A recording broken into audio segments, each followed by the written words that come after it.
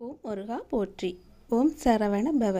என் அன்பு குழந்தையே, உன்னுடைய மனதில் இந்த நொடி அதிகமான கவலை ஆழ்ந்திருக்கின்றது. நீ கொடுத்த இடத்திலிருந்து பணம் திரும்ப கிடைக்குமா என்றும், நீ கேட்ட இடத்திலிருந்து எனக்கு உதவி பணம் கிடைக்குமா என்றும் உன்னுடைய மனமானது வருந்தி கொண்டிருக்கின்றது. நீ கொடுத்த பணம் திருப்பி வந்தால் கூட உனக்கு எவ்வளவு உதவியாக இருக்கும். நீ அடுத்த வருடம் கை நீட்டி நிற்க வேண்டாமே. அந்த கவலையெல்லாம் நாளை காலை தீரப்போகிறது கண்மணி. அவர்களே உன்னை கூப்பிட்டு அந்த பணத்தை கொடுப்பார்கள். கவலைப்படாமல் இரு. நாளையே இந்த விஷயம் நடக்குதா என்று சோதித்துப்பார். அதற்கு முன்பு என்னுடைய நாமத்தை சொல். ஓம் சரவண பவ என்று 108 முறை கூப்பிடு. உனக்கான நல்ல செய்தி, உனக்கான பணம் நீ கொடுத்த இடத்திலிருந்தும் நீ கேட்ட இடத்திலிருந்தும் நல்ல பதில் உனக்கு கிடைக்கும். நீ கேட்ட வரத்தை கொடுக்க இந்த நொடி நான் மயிலேறி ஓடி வந்திருக்கிறேன். பழனியிலிருந்து தண்டாயுத பாணியாக ஓடி வந்திருக்கிறேன். ராஜா அலங்காரத்தோடு உன்னை பார்க்க நான் வந்திருக்கிறேன். நீ நிம்மதியாக இரு. எதற்காகவும் கலங்காதே. நீண்ட நாட்களாகவே நீ என்னிடம் கேட்டுக்கொண்டிருக்கும் உன் பிரார்த்தனையை உன்னுடைய அப்பா நிறைவேற்றப் போகிறேன். உனக்காக நிறைவேற்றி கொடுக்கப் போகின்றேன். உன்னுடைய துன்பங்களிலிருந்து எல்லாம் உன்னை காப்பாற்றப் போகின்றேன். நீ என்னிடம் எந்த வரத்தை வேண்டும் என்று என்னிடம் மடியேந்து நின்றாயோ, நீ கேட்ட வரத்தை கூடிய விரைவில் உனக்கு தந்து உன் வாழ்க்கையை சிறப்பானதாக மாற்றப் போகின்றேன். நீ நினைத்தது நிச்சயமாகவே உனக்கு நடந்தே தீரும். உன் மனக்கவலையை பற்றி நான் அறிந்திராமல் இல்லை. உன் மனக்கவலை எது என்று எனக்கு தெரியும். கவலைப்படாமல் இரு. நிம்மதியாக இரு. எதற்காகவும் நீ கலங்காதே. எல்லாவற்றையுமே நான் சரி செய்துகிறேன். நீ செய்ய வேண்டியது எல்லாம் ஒரே ஒரு தீபமேற்றி என்னையே நீ தியானித்து வா. எல்லாவற்றையும் நான் சரி செய்து உனக்கு நல்வழியை நான் காட்டுகின்றேன். உன்னுடைய பலம் எது, பலவீனம் எது என்று நீ அறிந்து கொண்டாய் என்று நினைக்கின்றேன். இனி உன் பலம் நீ அறியப் போகின்றாய். எதை நீ பெற முடியாது என்று உன்னை ஏளனமாக பேசினார்களோ அதை நீ பெறப்போகின்றாய். உனக்கு இதெல்லாம் நடக்கவே நடக்காது என்று அகந்தையோடு இருந்தார்கள் அல்லவா? அவர்கள் அகந்தையை நான் ஒழிக்கப் போகின்றேன். அவர்கள் நடக்காது என்று நினைத்த விஷயத்தை உனக்காக நான் நடத்தி காமிக்கப் போகின்றேன். யார் உனக்கு எதிராக பேசினாலும் அவர்களுடைய எதிரான பேச்சுக்கு நேர்மறையாக நல்ல பதிலை நான் தரப்போகின்றேன். உன் நம்பிக்கையின் பலம் மற்றும் உனக்குள்ளே இருக்கும் சக்தியின் உந்துதலால் இவை நிச்சயம் நடக்கும். நடக்கத்தான் போகின்றது.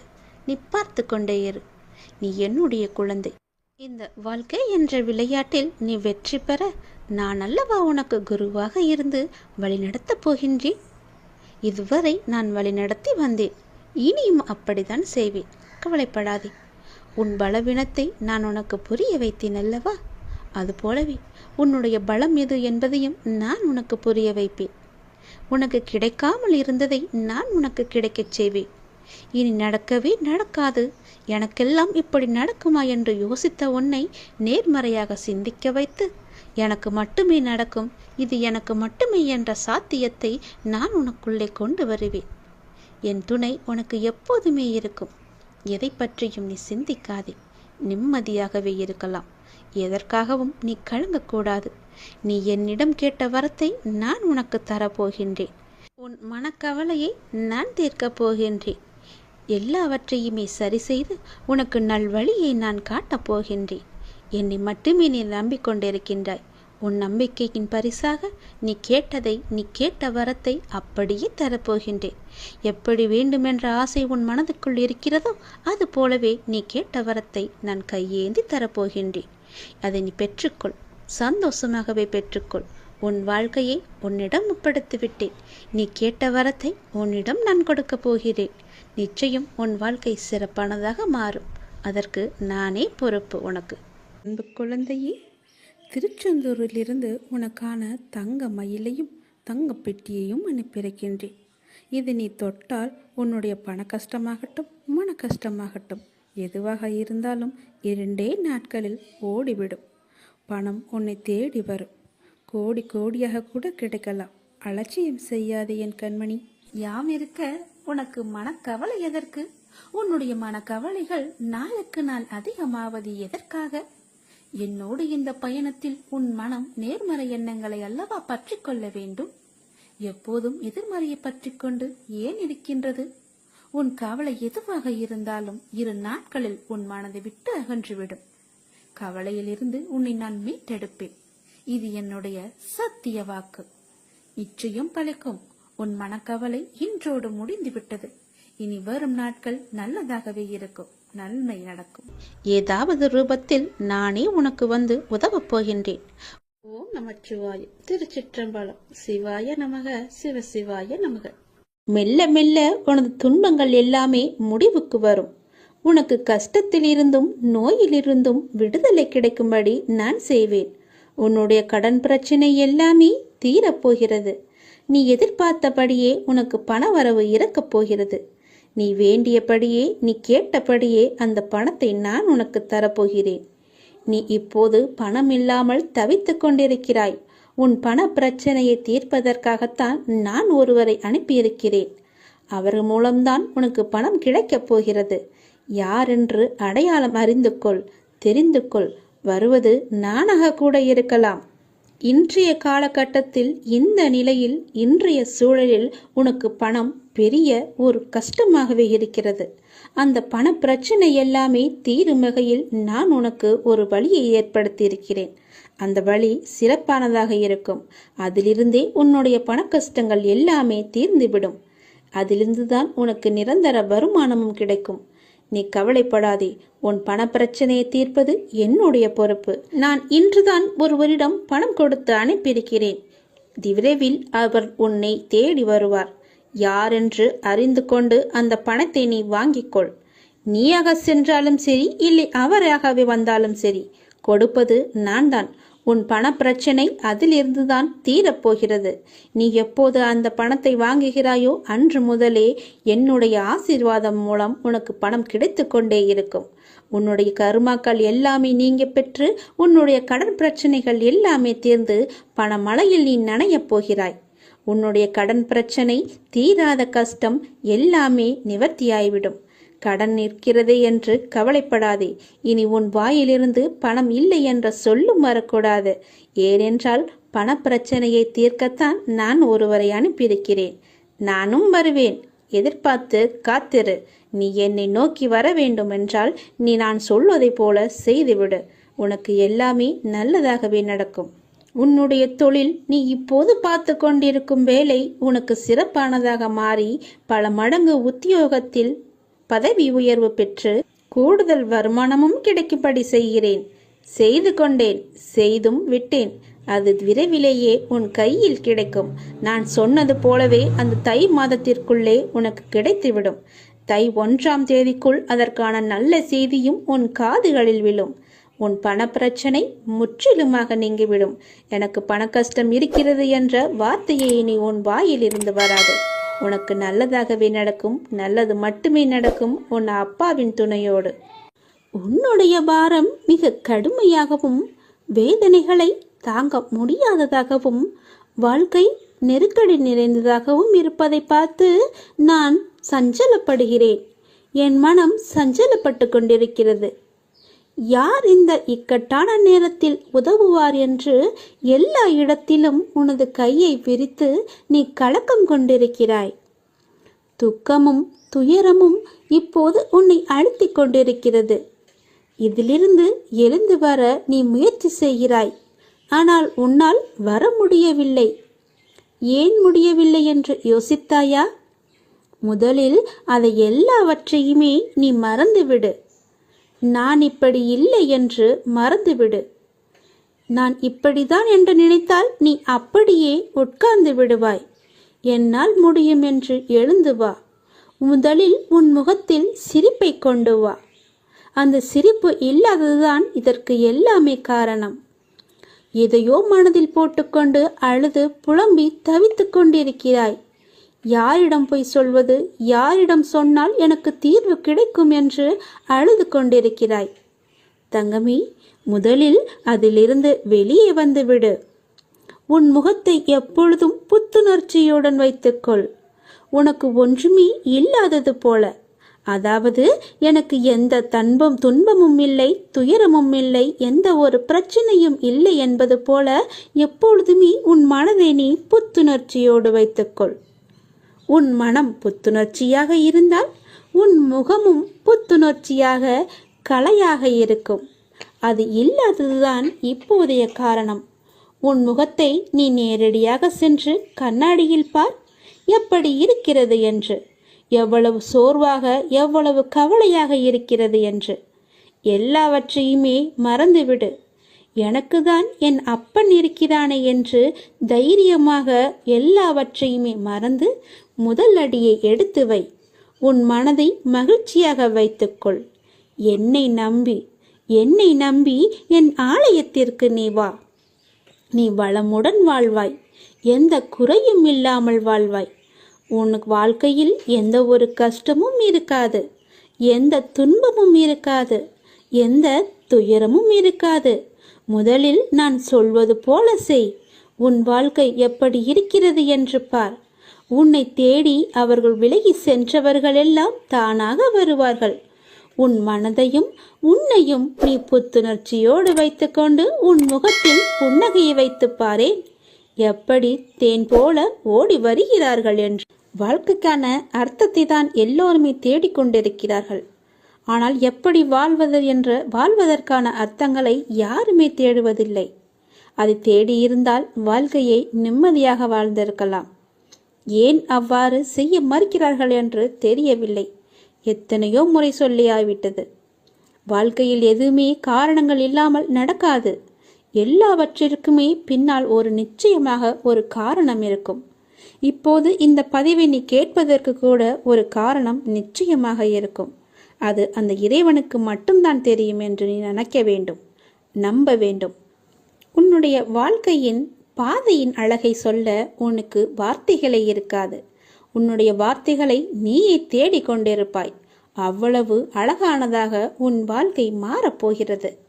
வாழ்வில் நம்பிக்கை, நிதானம், பொறுமை, சகிப்புத்தன்மை, அறநெறியில் வாழுதல், பிறரிடம் புறம் பேசாமல் இருத்தல், இதை நீ கடைப்பிடித்தாலே உன்னுடைய பாதை சுகமான பயணமாக உன் வாழ்க்கை அமையும்.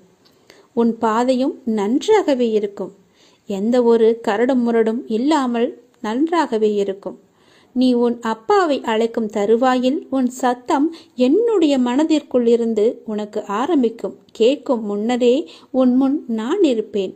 ஏனென்றால் என் இதயத்தில் தான் உன்னை சுமந்து கொண்டிருக்கிறேன். இது அப்பாவின் வாக்கு.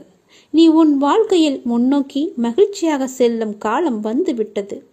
நம்பிக்கையோடு நான் கூறும் வார்த்தைகளை எல்லாமே பின்பற்று. நீ எதையெல்லாம் இழந்தாயோ அதைவிட அதிகமாகவே உன்னை வந்து சேரும்.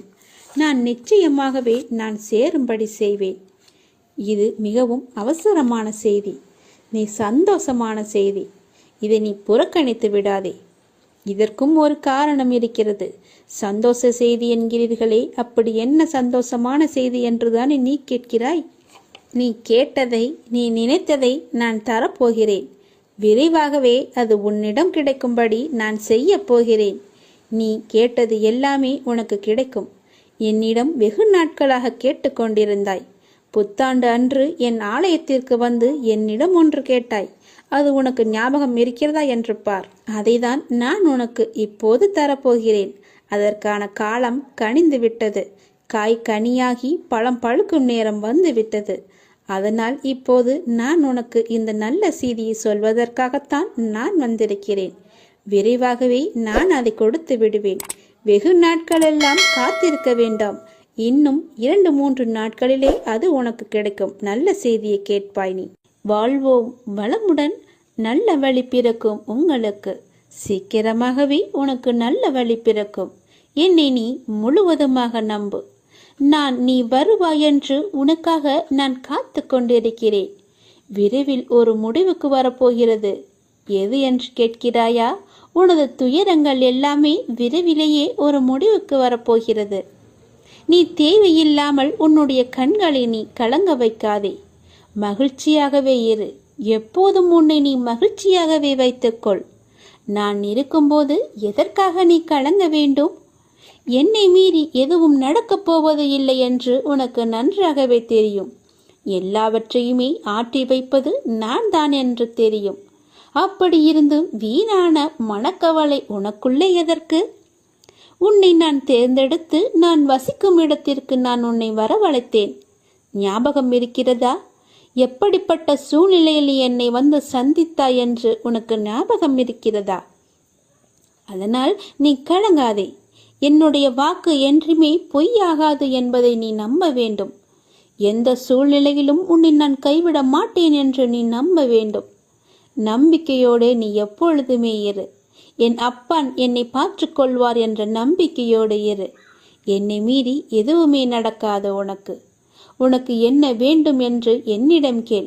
உனக்கு வேண்டியது எல்லாவற்றையுமே நானே தருகிறேன். அப்படி இல்லை என்றால் நீயே வேண்டியதை எடுத்துக்கொள். எனது கஜானா வாயிற்கதவு உனக்காகத்தான் திறந்து வைத்திருக்கிறேன். அதில் உனக்கானது நிறையவே இருக்கிறது. அதில் உனக்கு என்ன வேண்டும் என்று நீயே தேடி எடுத்துக்கொள். எது உன்னிடத்தில் சேர வேண்டுமோ அது உன்னிடத்தில் தானாகவே வந்து சேர்ந்துவிடும். அதனால் இது வருமா, கிடைக்குமா, எப்பொழுது கிடைக்கும் என்று நீ ஏங்கி உன்னை நீயே வருத்தி கொள்ளாதே. நிச்சயமாகவே அது உன் கைக்கு கிடைக்கும். நீ அறிந்ததை கொண்டு நீ கடவுளை வழிபடு. உனது உள்ளத்தில் இருந்து நீ வழிபடு. வழிபாட்டிற்கு எந்த ஒரு விதிமுறையுமே இல்லை. உன் தாயை எவ்வாறு உனது சேவைக்கு அழைப்பாயோ அதே அன்பும் இயல்புமே போதுமானது கடவுளை வழிபடுவதற்கு. கடவுளுக்கு என்று தனி ஒரு ரகத்தை நீ தேடாதே. இயல்பாகவே அப்பா என்று என்னை கூப்பிடு. உன் அப்பாவிடத்தில் நீ எவ்வளவு உரிமையாக இருப்பையோ அது போலவே நீ என்னிடத்திலும் உரிமையாக இருக்கலாம். ஏனென்றால் நீ என் பெற்றெடுத்த பிள்ளை. நீ என் பிள்ளை நன்றாக இருக்க வேண்டும். என் பிள்ளை என்னிடத்தில் சகஜமாக பழக வேண்டும் என்றுதான் நான் ஆசைப்படுகிறேன். என்னுடைய ஆசையை நீ நிராசையாக்கி விடாதே. என்னிடத்தில் எல்லா உரிமைகளுமே உனக்கு உண்டு. நீ என் பிள்ளை, நான் உன் அப்பா. என் அன்பு குழந்தையே, எல்லோருடைய வாழ்விலும் மாற்றங்கள் வருகின்றன. சிலருக்கு கொஞ்சம் தாமதமாய் இருக்கலாம். இப்போது உன் வாழ்விலும் நீ எதிர்பார்த்த மாற்றம் வரப்போகிறது. உன்னுடைய பல வேண்டுதலில் உன்னுடைய முதன்மையான வேண்டுதல் விரைவில் நடக்கப் போகிறது. அதற்கு நீ செய்ய வேண்டியது எல்லாம் அந்த விஷயத்தை குறித்து நேர்மறை எண்ணங்களை மனதில் எழுப்ப வேண்டும். அது நடக்கும் என்று நீ நம்ப வேண்டும். உனக்கு அந்த வேண்டிய ஒன்று நிச்சயமாகவே கைகளில் கிடைக்கும். கோவிலில் சாமி முன் இந்த முறைப்படி நீ பிரார்த்தனை செய்து வந்தால் நிச்சயம் நீ நினைத்தது நடக்கும். நமக்கு எப்பொழுது எந்த பிரச்சனை எந்த ரூபத்தில் வந்தாலும் நாம் அந்த பிரச்சனைகளை முடிக்கவும் அதிலிருந்து முழுமையாக விடுபட்டு வெளியே வருவதற்கும் நாம் செய்யும் முதல் காரியம் தெய்வத்திடம் சரணடைந்து பிரார்த்தனை செய்து நம் குறைகளை கூறி வேண்டிய வரங்களை பெற்றுக்கொள்வோம். அது மட்டுமில்லாமல் நமது வாழ்க்கையில் செய்யும் சில சிறிய தவறுகளுக்கும் தெய்வத்திடம் சென்று அதற்கான பரிகாரங்களையும் செய்து புண்ணியத்தை தேடிக்கொள்வோம். ஆனால் கோவிலில் சாமியிடம் வேண்டுவதாக இருந்தாலும் பரிகாரம் செய்வதாக இருந்தாலும் அதற்கு ஒரு முறை இருக்கிறது. அந்த முறைப்படிதான் நாம் இறைவனிடம் வேண்ட வேண்டும். அப்படி வேண்டினால் கண்டிப்பாகவே அது நிறைவேற்றப்படும். அந்த முறைப்படி பரிகாரம் செய்தாலும் தெய்வம் அதை முழுமையாக ஏற்றுக்கொள்ளும். நாம் நம்பிக்கையுடன் செய்ய வேண்டும். அதனால் இன்று கோவிலில் தெய்வத்தின் முன் எப்படி பிரார்த்தனை செய்வது, எப்படி வேண்டுவது பற்றி தான் நாம் இப்போது சொல்ல போகிறோம். கோவிலுக்கு சென்றால் தெய்வத்தின் முன் மண்டியிட்டு வேண்டு என்று நிறைய பேர் சொல்லி நாம் கேள்விப்பட்டிருப்போம். ஆனால் நம்மில் எத்தனை பேர் இந்த முறையில் தெய்வம் முன் மண்டியிட்டு வேண்டியுள்ளனர் என்பது நமக்கு தெரியாது. ஆனால் அடுத்த முறை நீங்கள் கோலதெய்வ கோயிலுக்கு சென்றாலும் அல்லது வேறு ஏதாவது உங்களுக்கு பிடித்த தெய்வத்துடைய கோவிலுக்கு சென்று வேண்டினாலும் தெய்வத்தின் முன் முட்டி போட்டு உங்கள் பிரார்த்தனையை வையுங்கள். நீங்கள் தெய்வத்தின் சன்னிதானத்திற்கு முன்பு மண்டி போட்டு உங்கள் இரு கைகளையும் ஏந்தி உங்களுடைய பிரச்சனையை குறைகளை கடவுளிடம் சொல்லி வேண்டிய வரங்களை நீங்கள் பெற்றுக்கொள்ளுங்கள். இப்படி நீங்கள் முட்டி போட்டு வேண்டினால் தெய்வம் நாம் கேட்டதை உடனே கொடுக்கும் என சொல்லப்படுகிறது. இப்படி நீங்கள் எந்த தெய்வத்தின் கோவிலுக்கு சென்றாலும் முழங்கால் போட்டு மண்டியிட்டு உங்களின் இரு கைகளையும் ஏந்தி வேண்ட வேண்டும். உங்களுடைய வேண்டுதலை சீக்கிரமாகவே ஏற்றுக்கொள்வார். அதே நேரம் அந்த வேண்டுதல் சீக்கிரம் தெய்வத்தால் நிறைவேற்றியும் தரப்படும் என்பது காலம் காலமாக மக்களிடம் உள்ள நம்பிக்கை. அந்த நம்பிக்கை உங்களுக்குள்ளே இருக்க வேண்டும். நீங்கள் நிறைய கோவில்களில் சில தெய்வத்திற்கு வேண்டுதல் வைத்து முழங்கால் மண்டியிட்டு கோவிலை சுற்றி வலம் வருவார்கள். கோவில் படியேறி தங்களுடைய நேர்த்திக்கடனை செலுத்துவார்கள். இப்படியெல்லாம் கூட தெய்வத்திற்கு பிரார்த்தனை செய்யலாம் என்று நம்முடைய சாஸ்திரங்களே கூறுகிறது. இருந்தாலும் உங்களுடைய உடம்பை பிரார்த்தனை செய்கிறேன் என்ற பெயரில் வருத்தி கொண்டு நீங்கள் முழங்காலிட்டு கோவிலை சுற்றியோ அல்லது கோவில் படிக்கட்டிலோ நடக்க வேண்டும் என்ற அவசியம் கிடையாது. உங்களை உடலை வருத்தி தான் நம்மை செய்ய வேண்டும் என்று யாரும் சொல்லவில்லை. எந்த கடவுளும் நிர்பந்திக்கவில்லை. தெய்வத்தின் சன்னிதானத்திற்கு முன்பு மண்டியிட்டு தெய்வத்தை முழு நம்பிக்கையோடு நினைத்து மனதார வேண்டிக் கொண்டாலே போதும். நீங்கள் நினைத்தது நிச்சயமாகவே ஒரு மண்டலத்தில் நடக்கும். அதாவது 48 நாட்களுக்குள் அது நடந்தே தீரும். நீங்களும் உங்கள் இஷ்ட தெய்வத்தை நினைத்து முழு நம்பிக்கையோடு வேண்டுங்கள். எந்த தெய்வமாக இருந்தாலும் கை நீட்டி கேட்டால் கண்டிப்பாகவே கொடுப்பார். இல்லை என்று சொல்லாமல் நமக்கு அள்ளி தருபவர்தான் தெய்வம். மண்டியிட்டு கைகளை ஏந்தி கடவுளிடம் கேளுங்கள். உங்கள் பிரார்த்தனை நிச்சயம் நிறைவேறும். உன் தேவைகளை நிறைவேற்றப் போகிறேன். அனைத்தையும் நானே நடத்துகின்றேன் என்று திடமாக நீ நம்பு. எனக்கு நானாகவே செய்கிறேன் என்ற எண்ணத்தை நீ வரவிடாதே. நான் உனக்கு துணையாக இருப்பேன். நீ நடக்கும் பாதையில் முட்கள் இருந்தால் அதை நானே உனக்கு முன்பாகவே சென்று கலைத்து விடுகின்றேன். நான் உன்னுடைய வந்து கொண்டிருக்கின்றேன். உன் பின்னால் நான் வந்து கொண்டே இருக்கிறேன். உனக்கு முன்னால் சென்று உன் கால்களை குத்தும் முட்களை நானே எடுத்து விடுகின்றேன். கவலையே படாதே. உனக்கு உதவ ஏதாவது ஒரு ரூபத்தில் உன் அருகில் நான் இருப்பேன். நீ எதற்கும் பயப்படக்கூடாது. உன்னுடைய தேவைகள் எது என்று நீ கருதுகின்றாயோ அதை எல்லாவற்றையுமே நானே நிறைவேற்றி தருகிறேன். நீ செய்ய வேண்டியது எல்லாம் நீ நல்லதையே நினைப்பது மட்டுமே. நல்லதை மட்டுமே செய்ய வேண்டியது. உனக்கு தீமை வந்தாலும் நீ செய்த நன்மை நிச்சயம் உன்னை காப்பாற்றும்.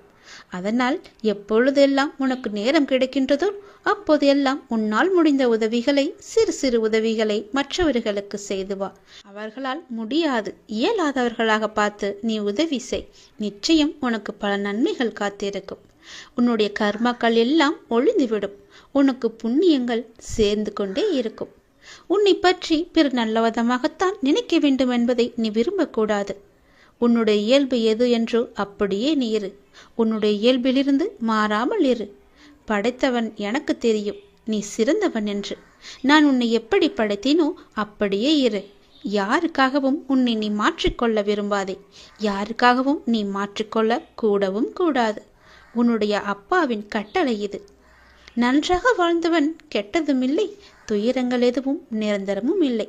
அதனால் உன்னுடைய கஷ்டங்கள், இன்றைய கஷ்டங்கள் நாளையே இன்பமாக மாறும். அதனால் அதை நீ பெரிதாக எடுத்துக்கொண்டு இன்றைய இன்பத்தை நீ தொலைத்து விடாதே. எதுவரை போகட்டுமோ போகட்டும். உனக்கு நான் இருக்கின்றேன். மனம் தளராதே. அனைத்துமே ஒரு நாள் முடிவுக்கு வந்து சேரும். பிரச்சனை என்று இருந்தால் அதற்கு ஒரு தீர்வு என்று இருக்கும் அல்லவா? பயப்படாதே. எல்லாவற்றையும் உருவாக்கியவன் நான் பார்த்து கொள்கிறேன். எதிலும் பொறுமை, எங்கும் பொறுமை. உன்னிடத்தில் அனைத்து நல்ல பண்புகளையும் நான் கொடுப்பேன். உன்னுடைய கர்ம பலனை நான் கழித்து வருவதால் உனக்கு எல்லாமே தாமதமாகிறது. நம்பிக்கையை மட்டும் கைவிட்டு விடாதே. என்னை நம்பு. யார் விட்டாலும் நான் உன்னை கைவிடவே மாட்டேன்.